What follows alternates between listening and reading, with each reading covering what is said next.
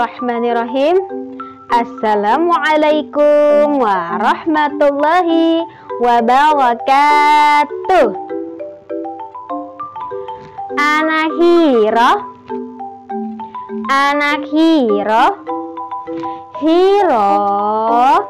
hebat, islami, rajin, optimis.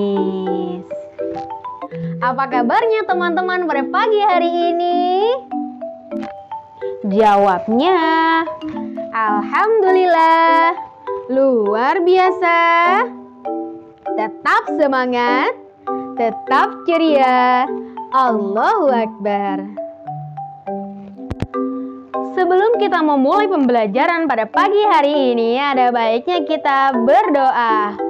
Sikap berdoa. Tangannya diangkat, kepalanya ditundukkan, tenang dan tertib. Membaca doa sebelum belajar.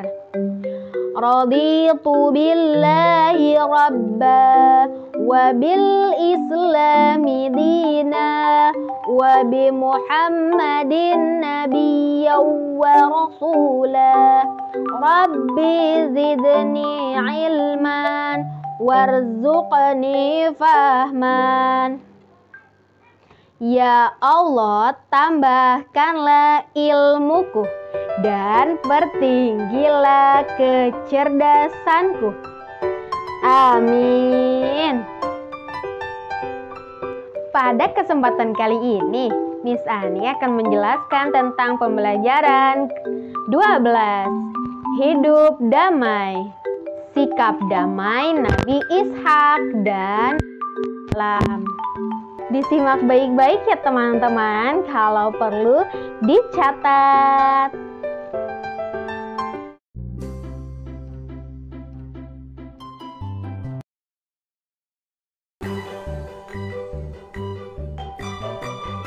Nah, coba diperhatikan di sini. Di sini ada gambar ya. Pada gambar ini tentang kisah Nabi Ibrahim dulu dengan istrinya yang bernama Sarah ya, atau Siti Sarah. Nah, suatu ketika datanglah 4 orang tamu kepada Nabi Ibrahim. Tetapi para tamu tersebut ini tidak mau menyentuh makanan yang sudah dihidangkan atau disajikan ya. Ternyata keempat tamu tersebut merupakan para malaikat. Nah, kata malaikat tersebut ya, salah satu malaikat tersebut, dia berkata, "Wahai Nabi Ibrahim, sesungguhnya kami diutus oleh Allah Subhanahu wa Ta'ala untuk mengabarkan kepadamu bahwa istrimu yang bernama Sarah akan mengandung seorang anak yang akan diberi nama Ishak." Nah, Masya Allah, kata Nabi Ibrahim ya, kalau Allah berkehendak maka akan terjadi. Sedangkan usia Siti Sarah itu sudah sangat tua. Jadi Siti Sarah itu usianya itu sudah mencapai 90 tahun. Tetapi atas izin Allah ternyata Siti Sarah ini akan diberkahi seorang anak ya. Sedangkan usianya sudah sangat tua. Nah, maka bulan pun berganti. Dan ternyata betul Siti Sarah itu kemudian melahirkan anak.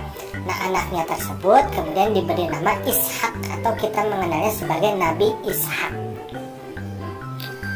Nah, Nabi Ishak ini setelah dewasa kemudian menikah dengan seorang perempuan namanya Rabqah binti Batu'il. Nah, saat ayahnya yaitu Nabi Ibrahim ini masih hidup. Saat itu Nabi Ishak ini berusia 40 tahun. Nah, istri Nabi Ishak kemudian hamil dan melahirkan anak yang kembar. Yang pertama ini bernama Isyu.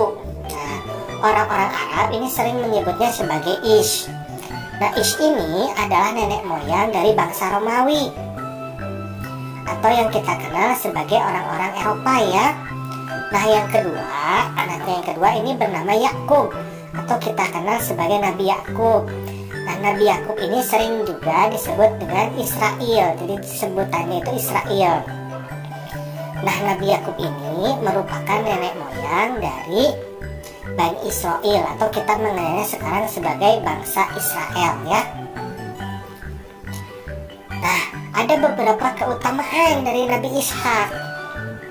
Jadi Nabi Ishak itu yang pertama adalah utusan Allah ya. Jadi beliau itu merupakan nabi.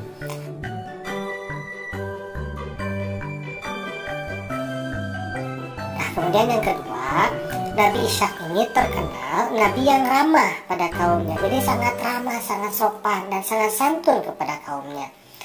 Kemudian yang ketiga, Nabi Ishak ini terkenal sangat sayang kepada keluarga dan anak-anaknya. Nah, kita juga sama ya, orang tua kita juga sayang ya sama anak-anaknya. Nah, yang keempat, ketika ada perselisihan di dalam keluarga, Nabi Ishak ini selalu menyelesaikannya dengan cara damai, santun, dan bijaksana. Kemudian nomor 5, Nabi Ishak ini selalu mementingkan keselamatan umatnya, keluarganya, dan anak-anaknya.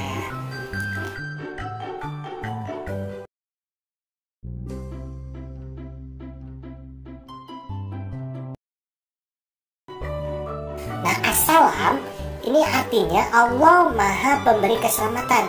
Jadi yang memberikan keselamatan kepada kita itu siapa? Allah ya.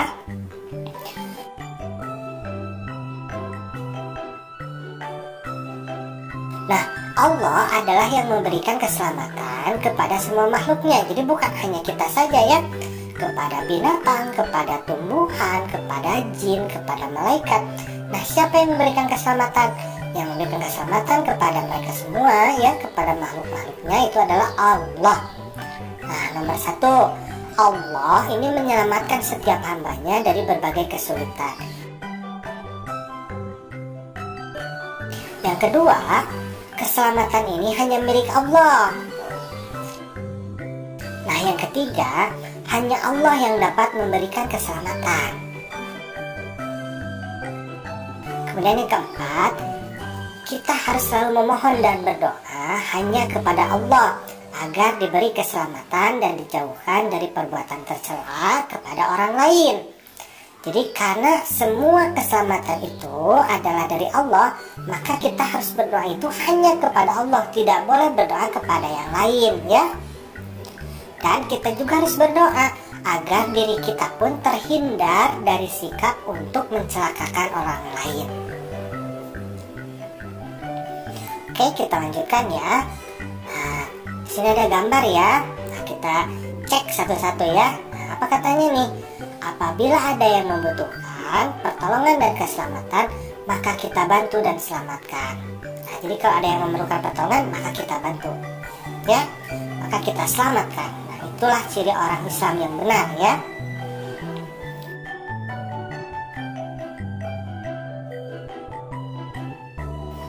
Oke, selanjutnya. Nah, hanya kepada Allah kita memohon pertolongan. Jadi tidak boleh memohon pertolongan kepada selain Allah. Itu namanya musyrik ya. Tidak boleh ya, dosa yang sangat besar. Kemudian, nah kita juga harus saling menghargai antar teman dan tidak mencari permusuhan. Jadi kita hargai teman kita, tidak boleh menghinanya, tidak boleh mencelanya, menjahilinya ya. Tidak boleh kita mencari permusuhan dengan orang lain. Nah, kemudian menjaga kerukunan dan tidak membeda-bedakan teman. Nah, kita juga ya tidak boleh membeda-bedakan teman. Alhamdulillah, pelajaran kita pada pagi hari ini sudah selesai loh. Semoga teman-teman semua sudah paham dan mengerti ya. Tetap semangat dan jangan lupa untuk murojaah selalu dan sholat 5 waktu. Jaga kesehatan ya dan tetap berdiam diri di rumah. Yang sudah menonton jangan lupa komen hadir ya. Yang sudah like, comment, and subscribe, thank you. Miss Ani akhiri dengan mengucap wassalamualaikum warahmatullahi wabarakatuh.